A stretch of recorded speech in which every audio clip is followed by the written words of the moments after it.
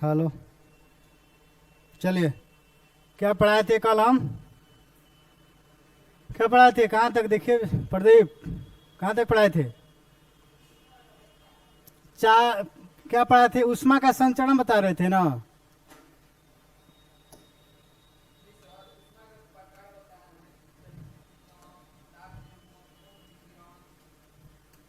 ऊष्मा का संचरण।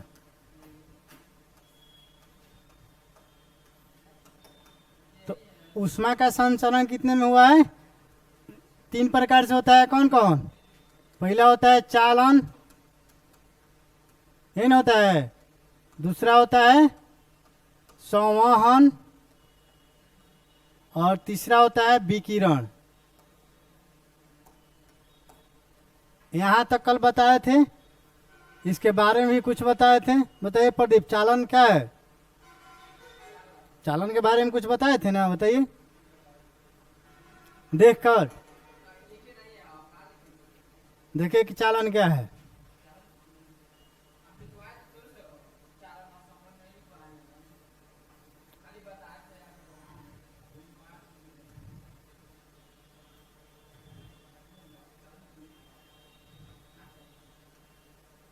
चालन नहीं लिखवाए थे? आप लोग बोले थे लिखने के लिए, तो आप लोग क्या कर रहे थे? इस पे ऐड कर दिए, आप बोले लिख लीजिए। देखिए ये क्या है? चालन है, ये कोई छड़ है, ठीक है। अब ये हीट दे रहा है, इसमें दे रहा है ना? तो ये क्या है? यहाँ से गर्म होगा यहाँ पे, तो इसके माध्यम से यहाँ जाएगा, ऐसे बढ़ते चला जाएगा। अरे बोलिए, जब यहाँ पे हम गर्म करेंगे तो एक कुछ क्षण के बाद कहाँ हो जाएगा? यहाँ पे गर्म होगा ना। तो चालन क्या कहता है? कि ऊष्मा का वह संचरण है जो ठोस में होता है। ये चालन कहाँ होता है? ठोस में होता है। ये कहाँ से आ गया?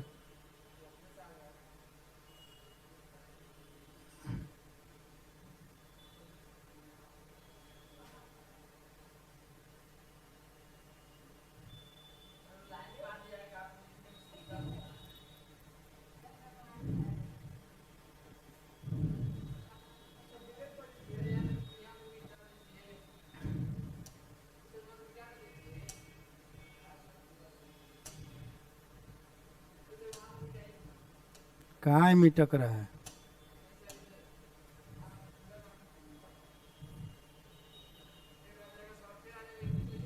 कहाँ से है?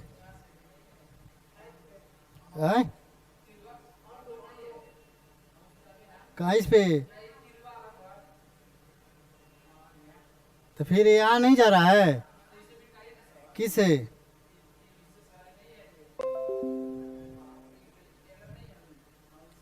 इसे मिटकेगा ये लोड हुआ है तो मिटकेगा ये।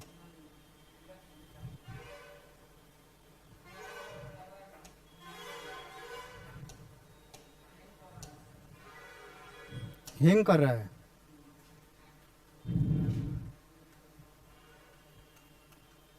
ऊष्मा का संचरण कच्चे का एमसीक्यू। आप लोग एमसीक्यू करते रहिए, होगा वो भी होगा। एक हो गया चालन, क्या हो गया? चालन। दूसरा हो गया संवहन, और तीसरा हो गया विकिरण। ऊष्मा का संचरण कितने विधियों से होता है? 3 विधियों से होता है। पहला विधि कौन है? चालन है। दूसरा है संवहन, तीसरा है विकिरण, ठीक है। तो संवहन, चालन देखिए, चालन किस में होता है?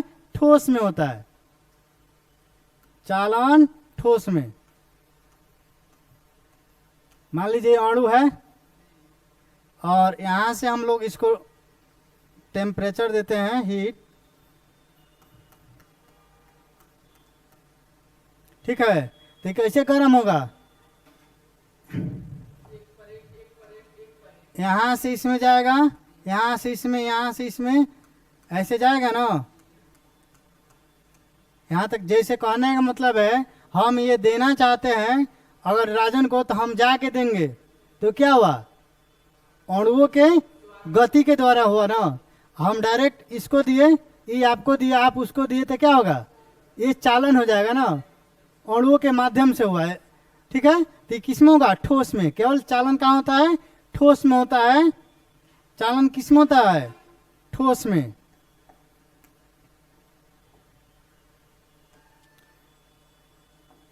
चालन ठोस में होता है, और चालन क्या है, ऊष्मा का वह संचरण विधि है जिस क्या होता है, ठोस में अणुओं के द्वारा, अणुओं के द्वारा, न कि अणुओं के गति के द्वारा, नहीं, अणुओं के द्वारा क्या होता है, ऊष्मा निर्धारित होता है, उसे चालन कहते हैं। और इसका क्या होता है, जैसे कल बताए थे कि कुर्सी और लोहा के बारे में बताए थे, लकड़ी का कुर्सी और लोहा के कुर्सी। ठीक है, तो मान लीजिए क्या,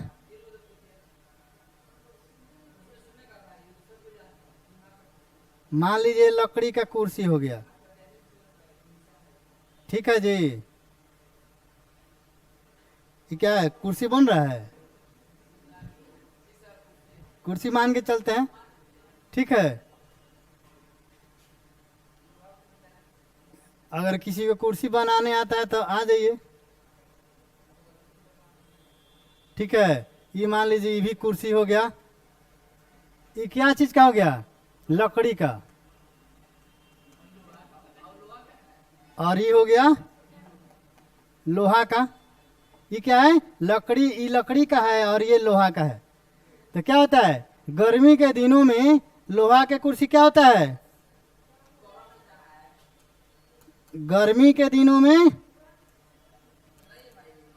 क्या होता है, गर्म, और ठंडी के दिनों में ठंडा हो जाता है। अरे ठंडी में इस पे बैठिएगा तो पतला पला लगेगा ना। और इस क्या होता है, गर्मी के दिनों में क्या होता है, ठंडा रहता है ना, ठंडा रहता है। और ठंडी के दिनों में, ठंडी के दिनों में गर्म हो जाता है ये। तो इससे क्या पता चलता है कि यह जो लकड़ी का जो कुर्सी है ऊष्मा इसमें नहीं है। यह क्या हो गया, ऊष्मा का कुचालक, कुचालक हो गया। और ये क्या हो जाएगा, ऊष्मा का चालक। ये तो पता है, जैसे हम लोग चाय पीते हैं ना, तुम लोग कल नहीं आया था, बताओ, चाय पीती है, कितना बार पी है, रोज पीती है। चाय छोड़ दो, चाय आलस बना देता है।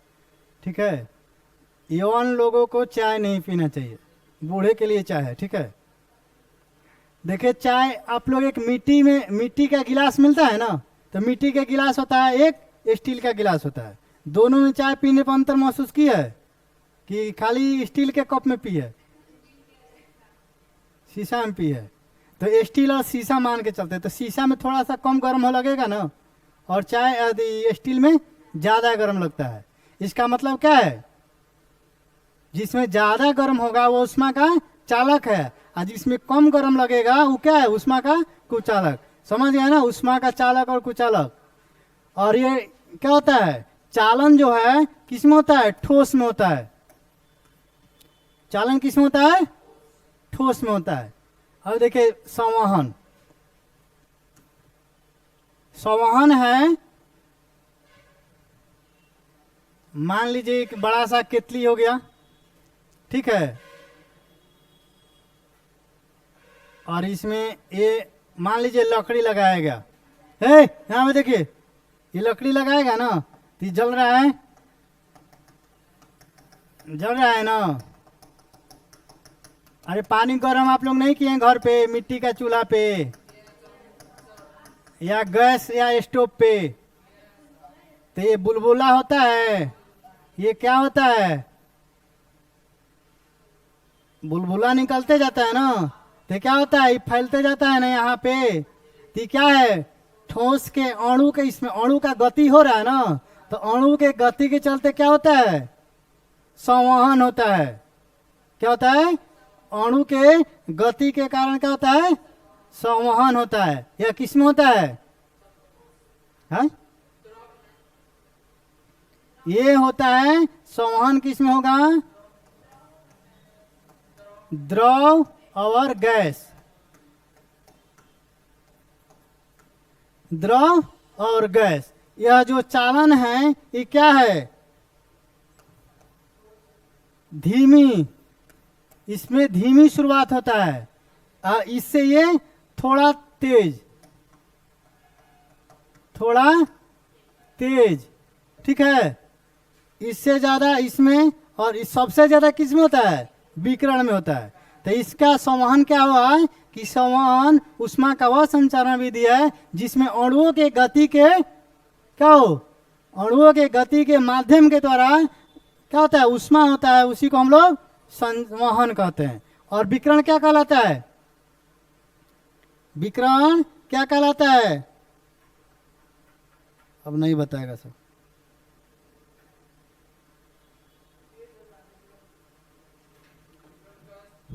विकिरण में सबसे तेज होता है जो सूर्य का टेम्परेचर आता है।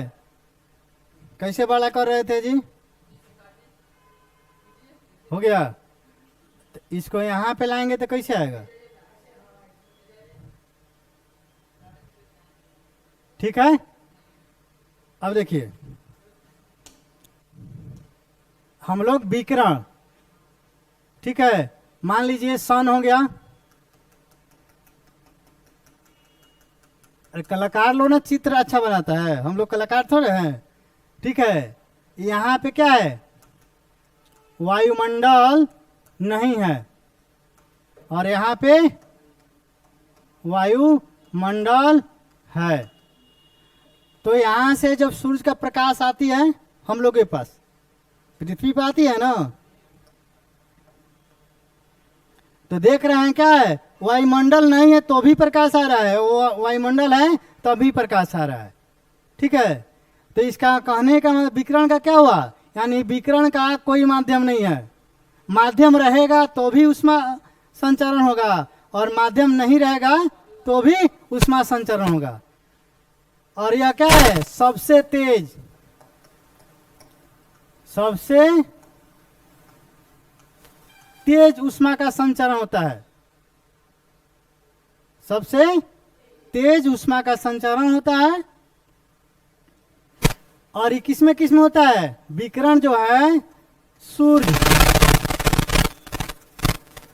और भट्टी, ठीक है। हम लोग सूर्य, जैसे हम लोग तापते हैं ना आगे, सूर्य जो प्रकाश आता है तो हम लोग को गर्म लगता है ना, तो क्या है, विकिरण के माध्यम से सूर्य का प्रकाश हम लोग के पास आता है। और भट्टी में जो आग लगता है उससे भी हम लोग को गर्म महसूस होता है, वो किसके कारण होता है, हाँ?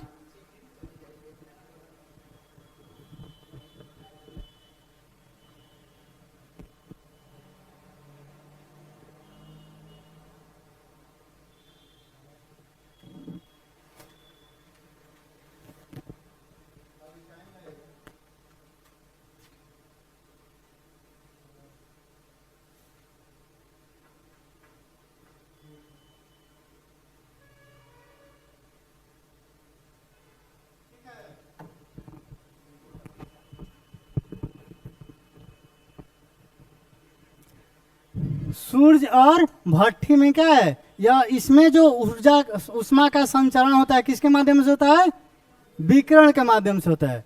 अगर अब लिखना है तो लिखे लो,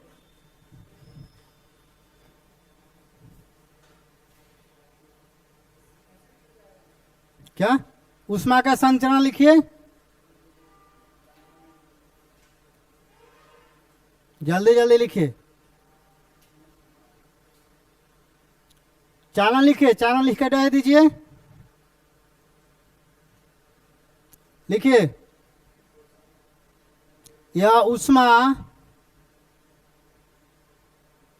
उष्मा संचरण की वह विधि है, यह उष्मा संचरण की वह विधि है जहां उष्मा का संचरण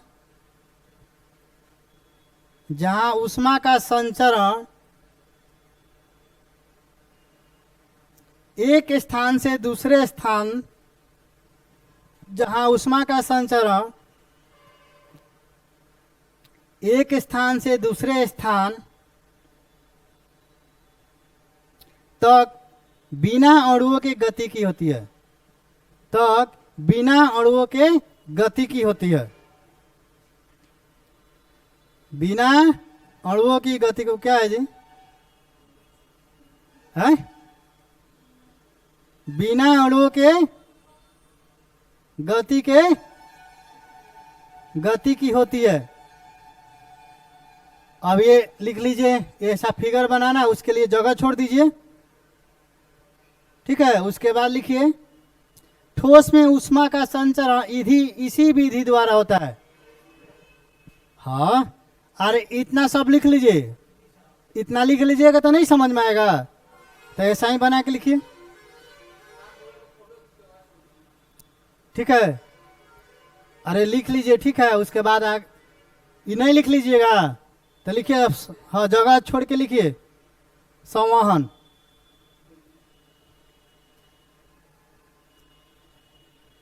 संवहन में लिखिए यह ऊष्मा संचरण की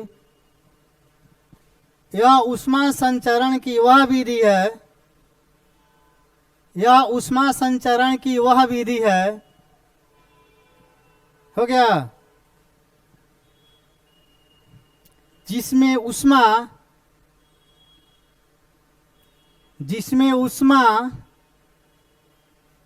का संचरण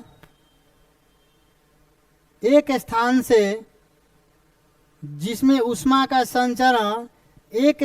से दूसरे स्थान तक, जिसमें ऊष्मा का संचरण एक स्थान से दूसरे स्थान तक अणुओं की गति के कारण होती है। अणुओं के गति के कारण होती है।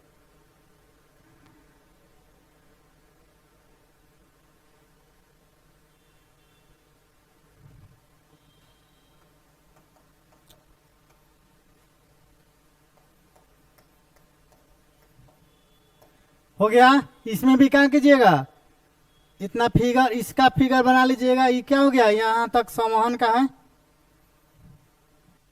ठीक है, ये चालन का हो गया, यह संवहन का हो गया, और ये क्या है, यह विकिरण का है। ठीक है, अब लिखिए विकिरण।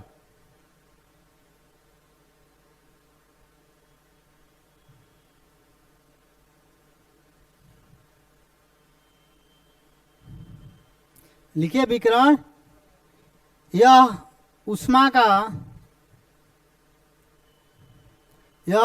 संचरण की वह विधि है, यह ऊष्मा संचरण की वह विधि है जिसमें ऊष्मा संचरण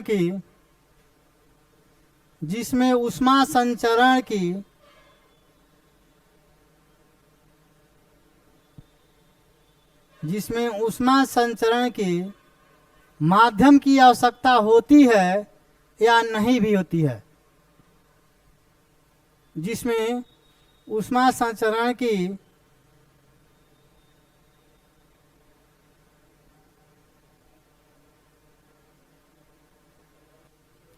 माध्यम की आवश्यकता होती है या नहीं भी होती है। ठीक है, इसमें क्या होगा, कोई भी वस्तु गर्म होगा विकिरण में तो उसमें माध्यम होगा या नहीं होगा, फिर भी वस्तु क्या हो जाएगा, गर्म हो जाएगा। जैसे सूर्य से जो प्रकाश आ रहा है तो इसमें कोई माध्यम की जरूरी नहीं है, लेकिन हम लोग के पास आता है तो कोई वस्तु धूप में रखने पर क्या होती है, गर्म हो जाती है, होती है ना। चलिए एक और, कौन, तो उड़ेगा नहीं, इसी में रहेगा। ठीक है, अब उड़ाया नहीं जा रहा है, कोई क्लास उड़ाया नहीं जा रहा है। ठीक है, ऐड कर दिया जाए। अब देखिए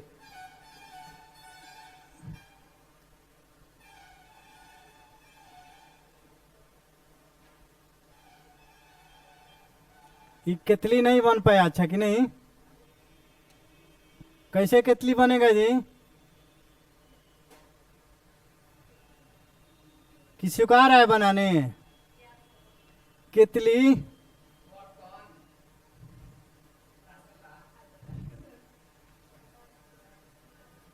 ऐसा ही ना केतली बनता है।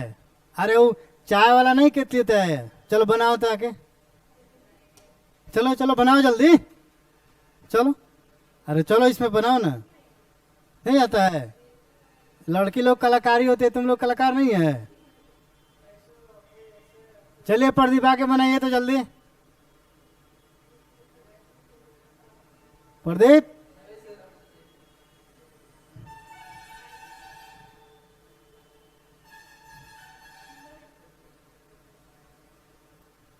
नहीं बनेगा? चलिए देखते हैं, हम ही कोशिश करते हैं।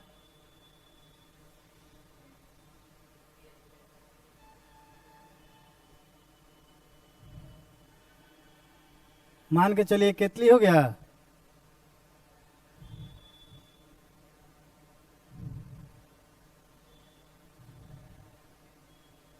ये केतली हो गया, ठीक है।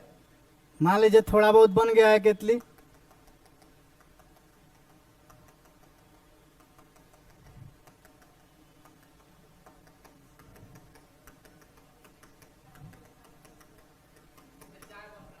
चाय है इसमें, ठीक है।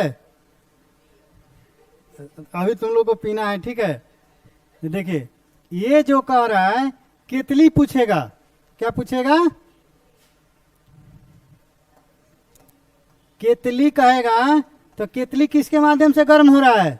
अभी पढ़ा है ना, पिटाई खाइएगा। चालन, किसके माध्यम से? चालन के माध्यम से गर्म हो रहा है ना। और इस चाय पूछेगा तो चाय किसके माध्यम से? संवहन। अभी बताए ना, ठोस और द्रव में क्या होता है? संवहन होता है ना। यहां तक कोई दिक्कत नहीं है?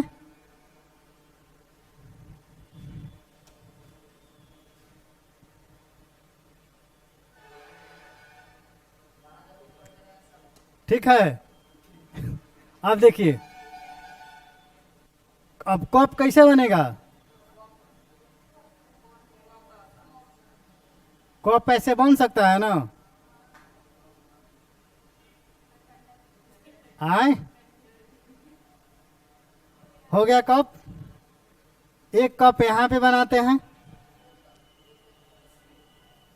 अभी मत सोचिए कि आप लोग 4 आदमी हैं, 5 आदमी, इतना क्लास में बच्चा है, 3 लोगों को कप हम कहाँ से देंगे? ठीक है, तो आप लोग को देने के लिए कप नहीं बना रहे हैं। कप क्यों बना रहे हैं? केवल समझाने के लिए, ठीक है। चाय भी बना दें? हाँ, तो चाय देखिए, चाय इसमें है, आप लोग को पीना है तो इस कप में ढाल देते हैं। मान लीजिए आप ढाल भी दिए, जितना लोग है ना, जैसे आप लोग गांव में शादी ब्याह में काथा होता है, देखे हैं? तो काथा में चना अमृत कितना रहता है? गिलास में थोड़ा सा रहता है ना। तो चना अमृत में क्या किया जाता है? मान लीजिए गांव में 50 को आया लोग, तो 50 को बांट दिया जाता है। तो मान के चलिए इतना लोग है, एक केतली चाय है, तो हम लोग नहीं बांट सकते हैं आराम से? केवल क्या करना है, मुंह तो सटा लेना है, फिर दे देना है, आगे बढ़ाते जाना है, ठीक है। तो इसमें भी मान के चलिए चाय है। अच्छा, कॉफी कौन कौन पिया है? मान के चलिए कॉफी है।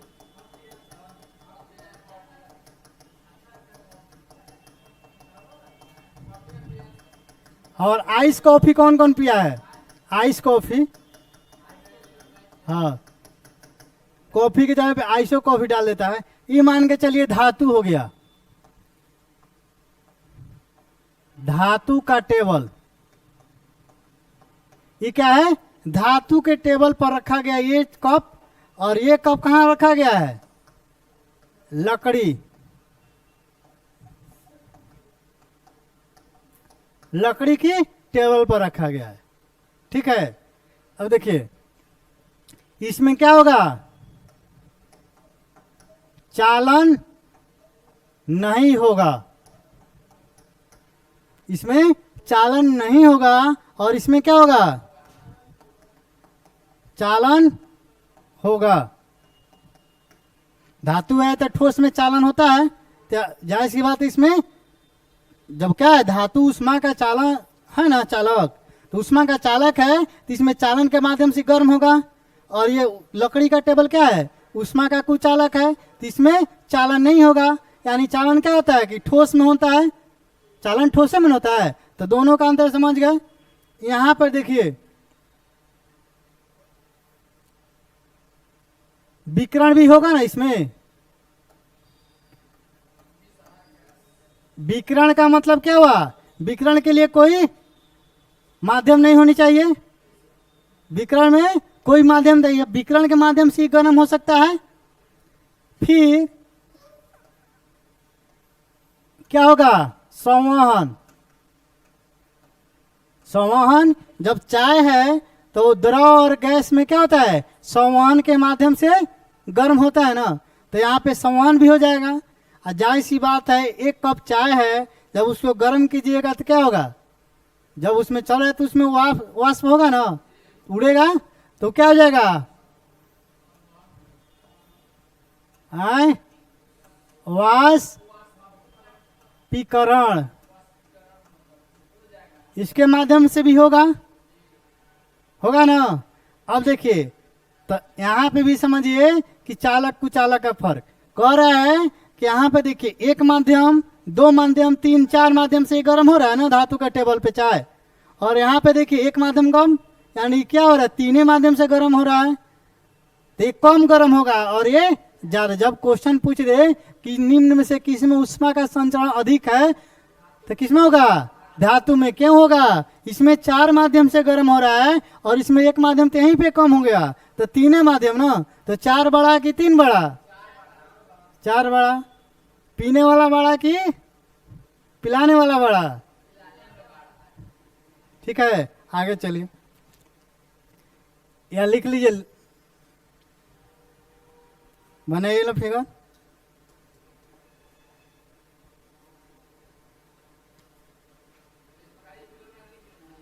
हाँ बस हो गया। उस अरे बता दिए ना कि किसके माध्यम से चालन कहाँ कहाँ होता है। यानी धातु के प्लेट पे चालन इधर होगा, उष्मा का संचरण होगा, लकड़ी के टेबल पे नहीं होगा। लिखना है कि और छोटा इसको किया जाए।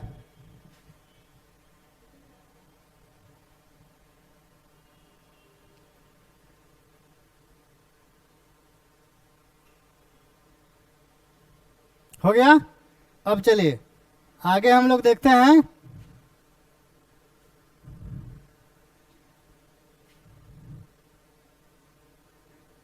मानव शरीर का टेम्परेचर कितना होता है, कितना होता है, नहीं समझ में आया। मान लीजिए ये कोई मानव हो गया, जैसे प्रदीप है,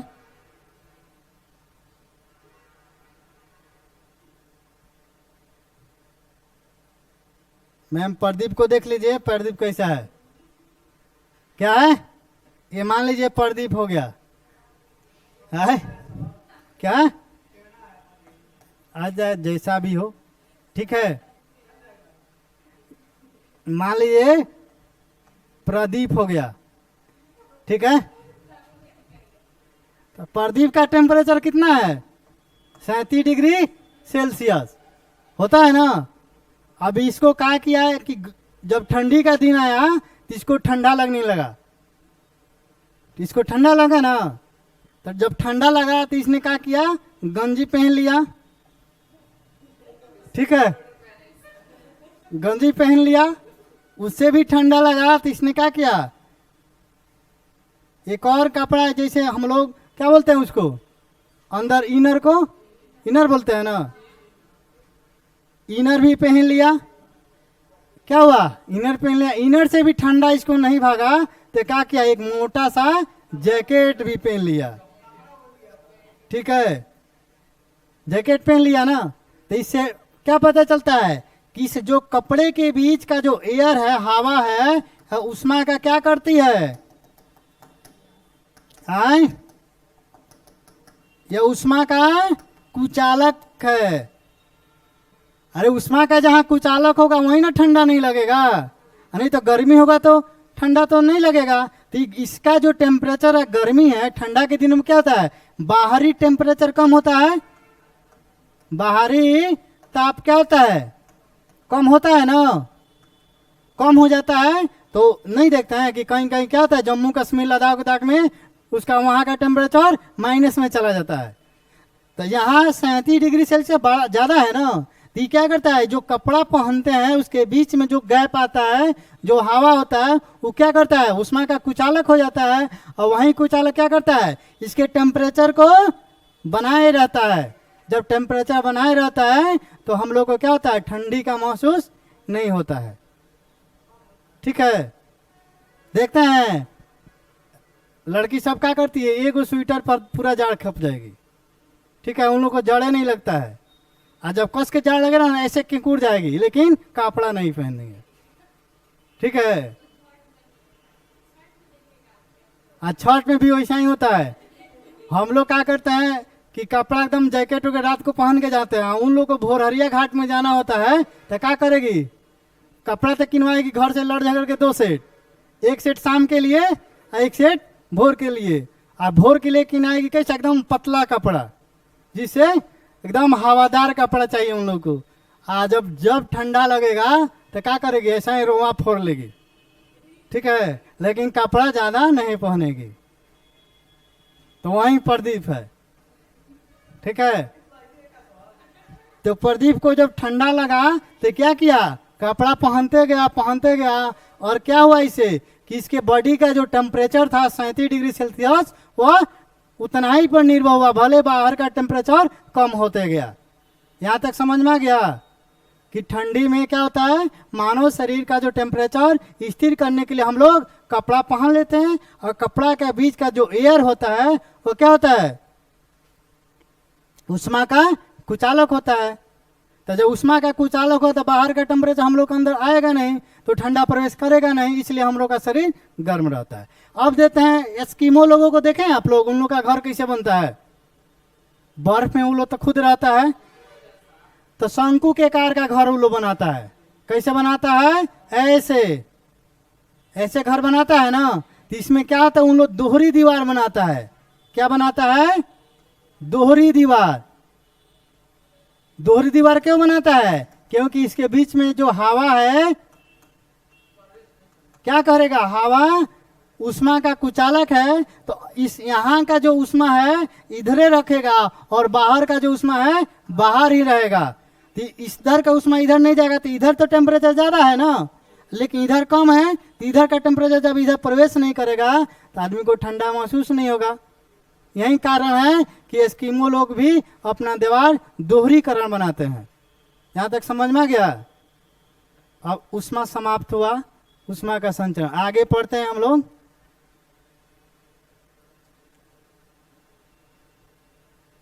इसमें लिखवाना नहीं है, ऐसा समझा दिए कि ऐसा ही याद हो गया है ना आप लोग को, लिखवाना जरूरी नहीं है, केवल फिगर बना लीजिएगा लोग। ठीक है, अब आते हैं न्यूटन का शीतलन नियम। न्यूटन का शीतलन नियम क्या है, न्यूटन का शीतलन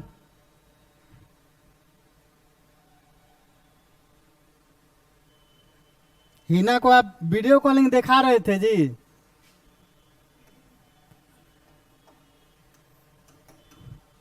क्या हुआ, अभी तक उन लोगों को पढ़ने आने में दिक्कत है, वीडियो कॉलिंग अब तो लाइव कर दीजिए पढ़ लेने के लिए।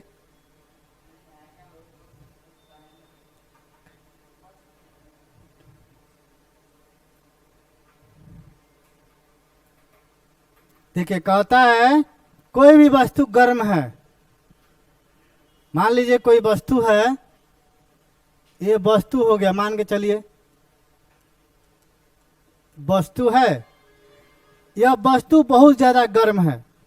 क्या है, बहुत ज्यादा गर्म है, बहुत ज्यादा गर्म है। तो बहुत ज़्यादा गर्म है तो क्या होता है, इसको ठंडा होने में कुछ समय लगेगा ना, तो इसको थोड़ा ठंडा होने में कुछ समय लगेगा, यानी इसको थोड़ा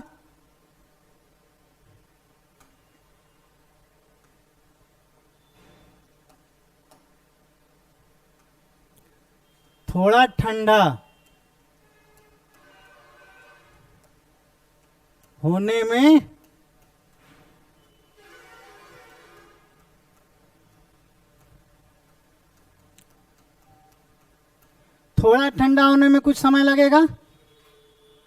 और फिर क्या होगा, इस थोड़ा ठंडा से ये क्या है, थोड़ा ठंडा वस्तु है, और थोड़ा ठंडा से पूर्ण ठंडा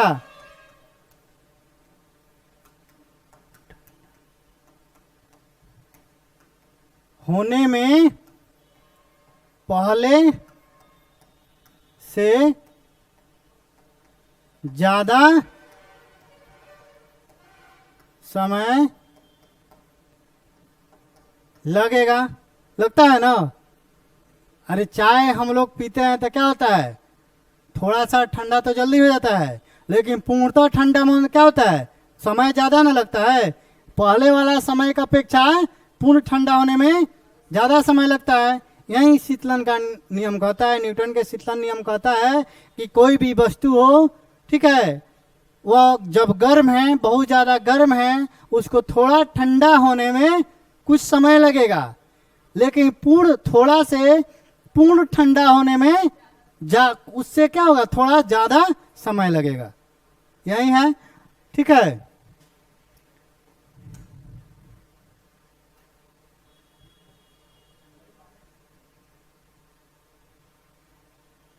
यहां तक ठीक है। देखिए अब होता है क्या, इसका नियम है Q1, क्या, Q1 माइनस Q2 बटा T बराबर K, ठीक है। Q1 माइनस Q2 बटा, यहाँ पे बटा नहीं होता है, ठीक है, और माइनस Q0 होता है, ठीक है।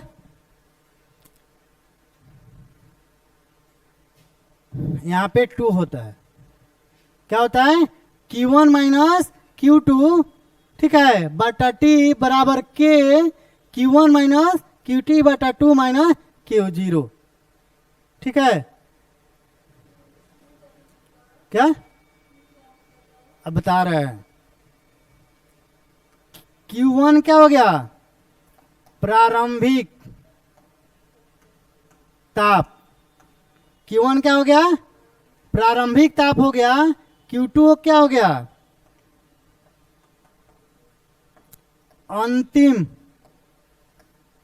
अंतिम ताप हो गया।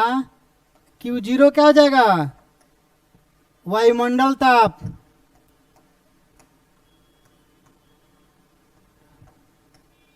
वायुमंडल ताप कितना होता है, 25 डिग्री सेल्सियस से लेकर 27 डिग्री सेल्सियस, लेकिन क्वेश्चन के लिए हम लोग 25 से लेकर बनाते हैं, ठीक है। कितना होता है, 25 डिग्री से लेकर 27 डिग्री सेल्सियस तक, ठीक है। और के क्या है, यहाँ पे टी भी दिया है, के क्या हो गया, नियतांक, क्या हुआ, के नियतांक हो गया, और टी क्या हो गया, समय। यहां तक कोई दिक्कत है आप लोग को, ये समझ में आया ना, ये सूत्र किसका, न्यूटन का शीतलन नियम का। अब क्वेश्चन कहेगा, ठीक है, कि 60 डिग्री सेल्सियस से 50 डिग्री सेल्सियस होने में कितना समय लग रहा है, 5 मिनट। जब भी मिनट यहाँ पे क्या देता है, मिनट ही देता है, क्या देता है, मिनट। फिर दूसरा कंडीशन कहेगा कि 50 डिग्री सेल्सियस से 40 डिग्री सेल्सियस होने में टी का समय कितना लगेगा। क्या होगा, टी का समय कितना लगेगा, बन जाएगा ना। किसका 2 हो जाएगा, कितना होगा बनाइएगा नहीं, डायरेक्ट आंसर किसका बनाइए।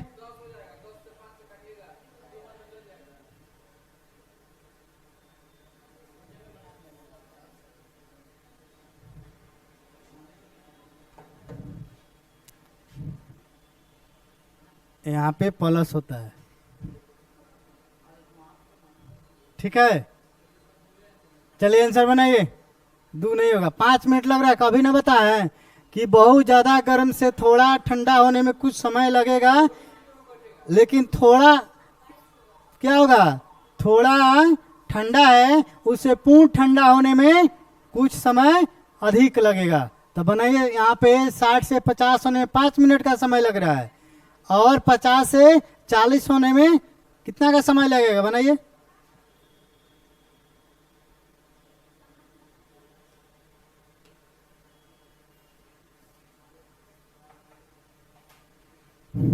जल्दी बनाइए, जिसका बन जाएगा बोर्ड पे आना है, ठीक है। और केवल क्या करना है, सूत्र बैठा देना है और बोर्ड पे आइए लो बनाने। बोर्ड पे आना चाहिए। बोर्ड से आने से क्या होता है, अंदर का जो हिचकच होता है ना, नियतांक है, के का मान कुछ नहीं रखना है। के का मान पहले निकालिएगा तब ना समय निकालिएगा। कंडीशन 2 को है, अरे कंडीशन 1 ये है, कंडीशन 2 है।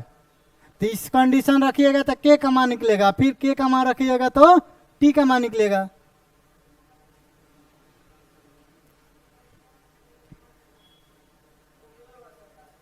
क्या कितना होगा, 15 होगा डायरेक्ट। बनाइए, और भी उसमें 15 आया है, लेकिन थोड़ा सा गलती किया है। चलो, नहीं बना तुम लोग सभी, अब बोर्ड पे आओ लो तब पता चलेगा। बोर्ड पे आइएगा तो जल्दी बनेगा।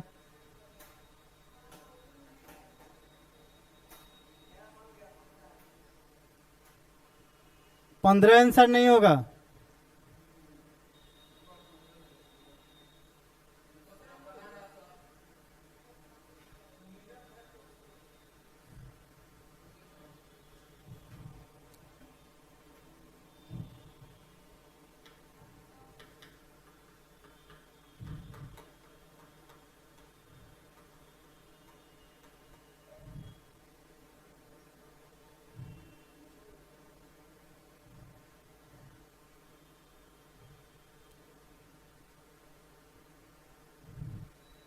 क्या हुआ,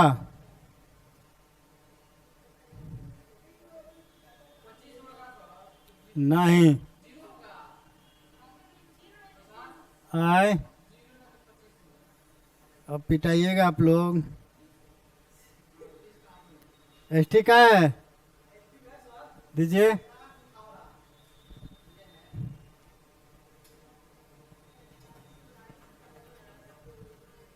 मैम एक स्टिक रखिए, लाइए स्टिक को, छुपा देता है लोग, वहीं निकालो, उसी से पिटाई होगा। आप लोग का मैथ नहीं आता है, इसका मतलब मैथ आता है, इसीलिए तो आंसर नहीं आया है ना, कि नहीं जी। 15 आंसर नहीं होगा ना। के का मान रखिएगा नहीं, टी ना हम पूछ रहे हैं। क्वेश्चन क्या कर रहा है, यहाँ पे टी पूछ रहा है, के थोड़े पूछ रहा है, टी ना पूछ रहा है। टी का मान तो 5 मिनट अबे किया है। न्यूटन शीतलन नियम क्या कहता है कि जब कोई वस्तु गर्म है उसको ठंडा किया जाता है, थोड़ा ठंडा होने में कुछ समय लगता है, लेकिन थोड़ा से पूर्ण ठंडा करने में कुछ और अधिक समय लगता है। देखिए, सबका सब भकोलदास है। पता ना कहाँ से IAC या मैट्रिक करके आ गया है तुम लोग। चरवाहा विद्यालय से पढ़े हेलो जी, कुमार बाग है चरवाहा विद्यालय। कहाँ से पढ़ाई नहीं होती थी? देखिए Q का मान कितना दिया है, 60 दिया है ना Q1, और Q2 का 50 है ना। तो इस पे मान लीजिए यहाँ पे सूत्र होता है Q1 माइनस Q2 बटा T होता है, अब बराबर के Q1 माइनस Q2 प्लस होता है ना, अब बटा 2 और माइनस क्या होता है Q0, और Q0 क्या है, Q0 क्या है, वायुमंडलीय तापमान है ना। तो यहाँ पे हम लोग जब मान रखेंगे Q1 का 60 माइनस 50 होगा बटा 5 हो जाएगा, अब बराबर क्या होगा के, और Q1 का मान कितना है 60 प्लस 50 और बटा 2 माइनस 25 होगा। तो देखिएगा इसमें से घटेगा तो 10 होगा, और 10 का 5 का पहाड़ा 2 बार पढ़िएगा तो 10 नहीं होगा, तो 2 लिख दिए। हम बराबर यहाँ पे के लिखेंगे, और इसको देखिएगा तो कितना होगा, ये 55 माइनस 25 हो जाएगा।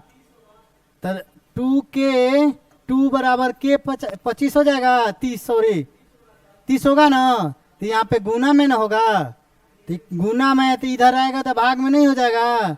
तो 2 बटा 30 बराबर के होगा, और इसको काटेंगे तो 15 हो जाएगा। तो यानी के का मान कितना हो गया है, भूगोल दास है तुम लोग, देख कभी आंसर नहीं आ रहा है। 1 बटा 15 होगा ना, तो के का मान कितना हो गया 1 बटा 15। उसके बाद जब फिर दूसरा कंडीशन क्या कह रहा है, दूसरा कंडीशन कह रहा है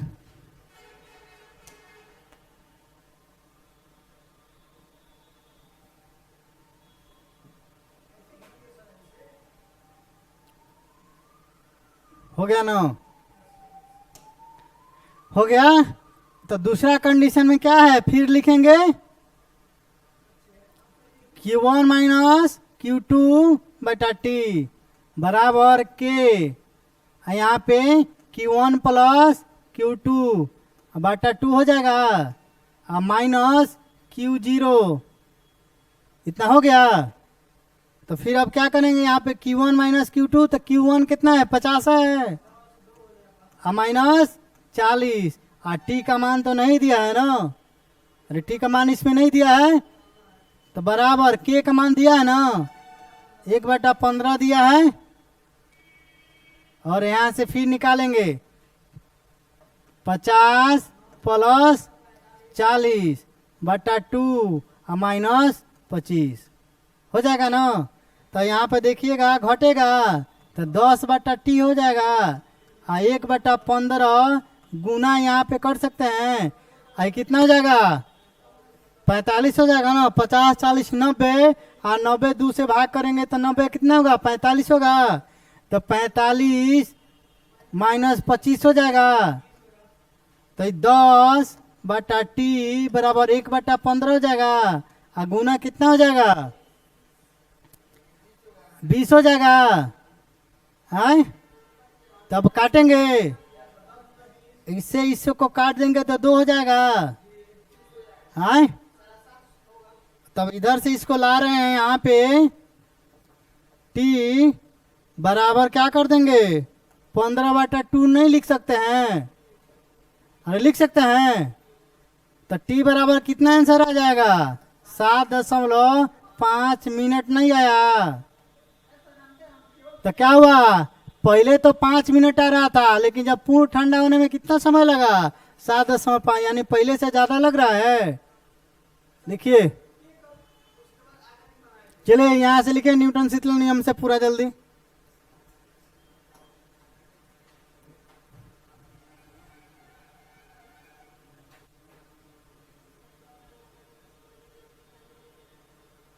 क्या समझ में नहीं आया है, बड़ा कर दे। धीरे बोले।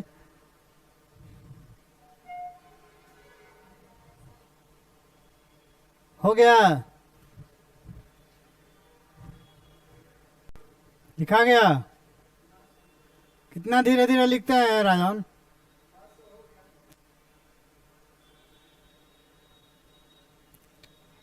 अरे चलिए चीते के चाल की तरह कि नजर झपकते शिकार लेके उड़ जाता है।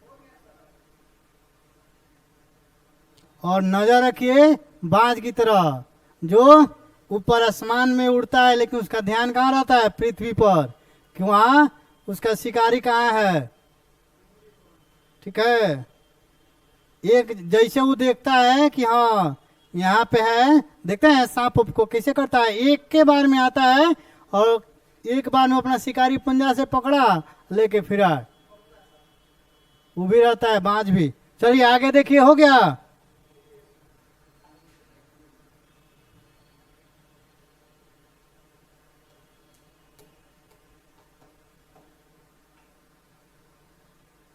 उम्र के हिसाब से सच में क्या होता है? सोचन शक्ति और जो फुर्ती होती है ना, वो कम हो जाता है। जैसे जैसे उम्र बढ़ेगा फुर्ती कम होते जाएगा। ठीक है,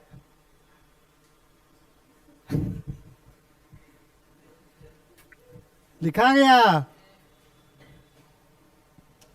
चलिए आगे देखिए, अब हम लोग पढ़ेंगे उष्मा गतिकी का 7वां नियम। क्या है? उष्मा गतिकी का 7वां नियम। देखिए यह नियम बहुत ही पागल जैसा नियम है। मान लीजिए 3 गो वस्तु है, 3 गो वस्तु है, ए हो गया, ठीक है, ई बी हो गया, ठीक है, और यह सी हो गया। कौन हो गया? ए हो गया, बी हो गया, सी हो गया। ठीक है, इसमें कहता क्या है इस नियम में? अगर ए का ताप बी के बराबर है, क्या है? ए का ताप बी के ताप के बराबर है और बी का ताप सी के ताप के बराबर है ना? यानी कह रहा है कि ए का ताप, ए के ताप बराबर है किसके? बी के ताप के। बी का ताप के बराबर हो गया, और बी का ताप बराबर है सी का ताप का, है ना? तो क्या हो जाएगा? ए का ताप बराबर हो जाएगा सी के ताप के। बस यही नियम कहता है। उष्मा गतिकी का 7वां नियम कहता है, ठीक है, कि ए का ताप बी के ताप के बराबर है और बी का ताप सी के ताप के बराबर है, तो क्या हो जाएगा? ए का ताप सी के ताप के बराबर हो जाएगा। ठीक है, जैसे प्रदीप का ताप किसके बराबर है? श्वेता के बराबर है। और श्वेता का ताप किसके बराबर है?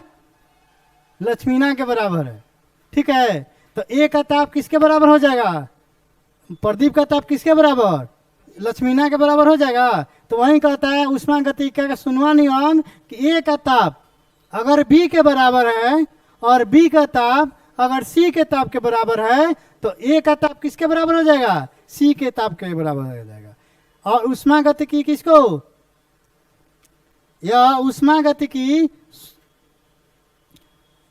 7वां नियम जो है उष्मा का किसको परिभाषित करता है? उष्मा को परिभाषित करता है। गति की 7वां नियम जो है हाँ उष्मा को परिभाषित करता है। चलिए लिखिए, इसको लिखना है। इसमें लैंग्वेज लिखाने की क्या जरूरत है? ऐसा ही याद है, ऐसा ही याद हो गया ना? जो क्लास में याद हो जाए वो समझिए जल्दी भूलने वाला है। ठीक है, जो जल्दी याद होता है वो जल्दी भूलता भी है। ठीक है, तो इसलिए आप लोग याद कर लीजिए क्लास में, ठीक है, पढ़ाया जाता है तो आपको क्लास में याद हो जाता है, लेकिन बस उसी को बिहान हुई पूछा जाता है नेक्स्ट डे तो आप लोग नहीं बता पाते हैं। इसका मतलब क्या है, जितना जल्दी याद होगा उतना ही जल्दी भूल जाएगा, इसलिए उसको रिवीजन किया जाता है। चलिए इसको लिखिए और नीचे लिखवाते हैं।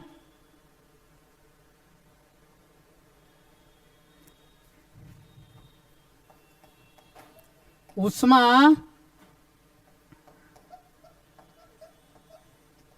गतिकी का शून्यवां नियम।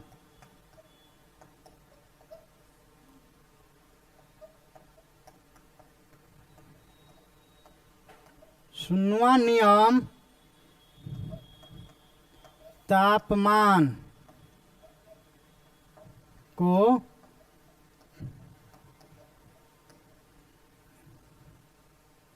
परिभाषित करता है।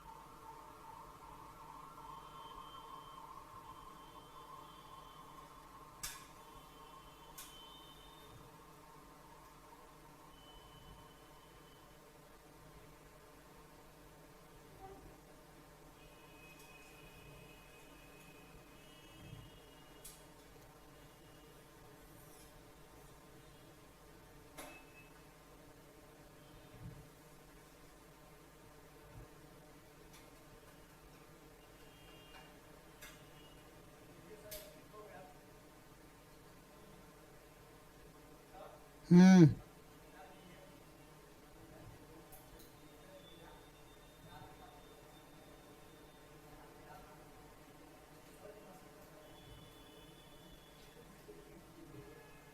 हो गया ये। अब आते हैं ऊष्मा गतिकी का पहला नियम।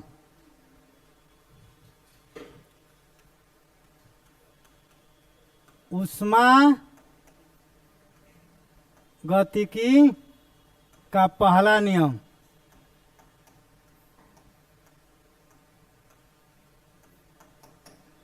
देखिए ऊष्मा गतिकी का पहला नियम कहता क्या है कि अगर क्या हो, किसी वस्तु को दी गई ऊष्मा, किसी वस्तु को दी गई ऊष्मा से वह वस्तु क्या करता है, मशीन में दो कार्य करता है। मशीन में दो कार्य करता है, कौन कौन? एक आंतरिक कार्य करता है और एक बाहरी कार्य करता है ना। एक आंतरिक कार्य और दूसरा बाहरी कार्य। तो देखिए होता क्या है, Q बराबर यानी ऊष्मा बराबर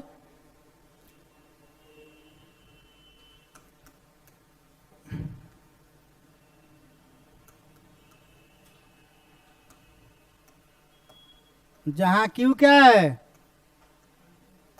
ऊष्मा है, और ये क्या है, U।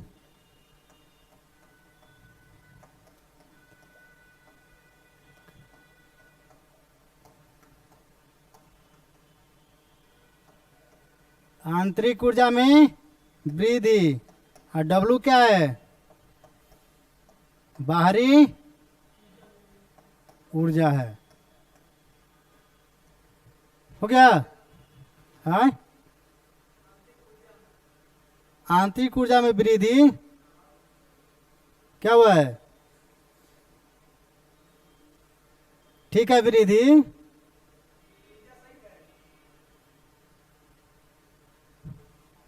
ऊर्जा अपने से भी लिख लीजिए,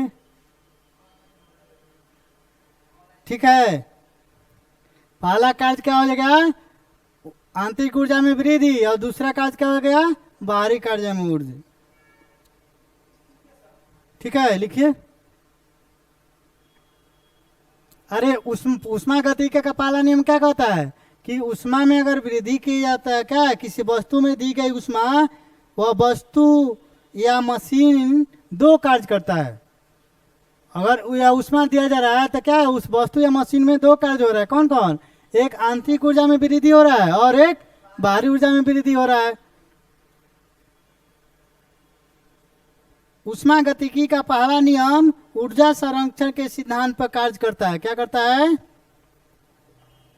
उष्मा गतिकी का पहला नियम, उष्मा गतिकी का पहला नियम ऊर्जा संरक्षण, पहला नियम ऊर्जा संरक्षण पर कार्य करता है।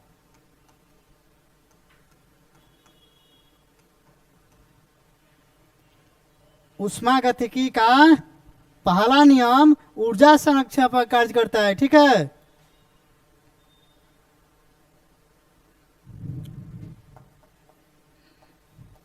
और है उष्मा गतिकी का पहला नियम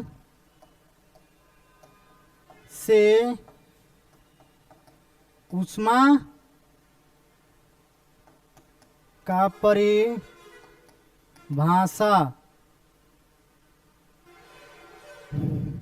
पहला नियम से उष्मा का परिभाषा प्राप्त होता है।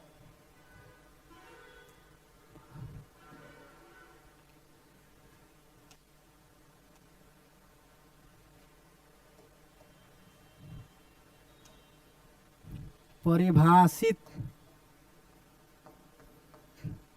किया जाता है। जल्दी लिखिए।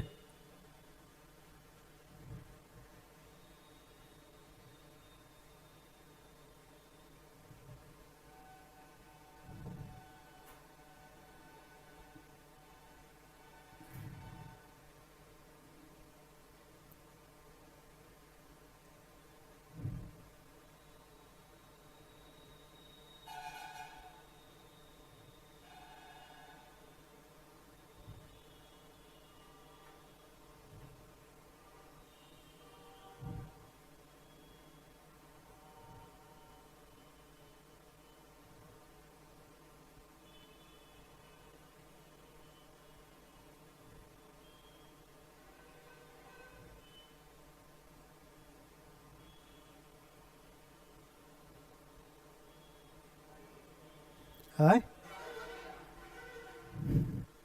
क्या हुआ,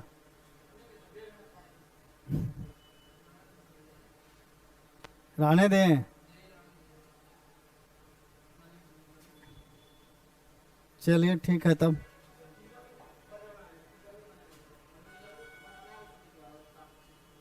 किसमें का बनाना है,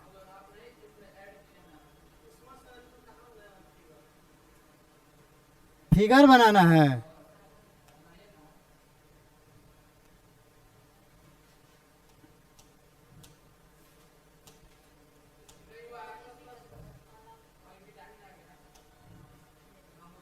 यहाँ से तो बनाइए लो तब। हम तो सोच रहे थे 2 घंटा पढ़ाने के लिए आज।